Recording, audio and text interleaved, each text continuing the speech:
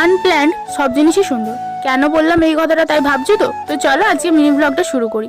তো গতকালকে ছিল সারদা মায়ের জন্ম জয়ন্তী। তো সেই উপলক্ষে জয়রামবাটিতে ছিল একটা অনুষ্ঠান। তো সেই উপলক্ষে গতকাল আমরা গিয়েছিলাম। তো এটা কিন্তু কোনো পরিকল্পনা ছিল না আগে থেকে, ইভেন আমি দিনটাও জানতাম না। তো হঠাৎ করে আমার পাশের বাড়ি এক বৌদি এসে বললো যে এরকম অনুষ্ঠান আছে আজকে জয়রামবাটিতে জন্ম জয়ন্তী উপলক্ষে সারদা মায়ের, তো যাবে?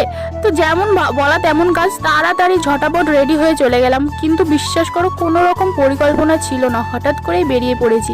আর জানো তো, মানে ভগবান না চাইলে না কোনো জিনিসই হয় না, সত্যি বলছি। আগে থেকে তুমি যতই পরিকল্পনা করে থাকো না কেন, সেই জিনিসটাও হবে না, আবার কোনো জিনিস যেটা পরিকল্পনা ছাড়াই হয়ে যায়।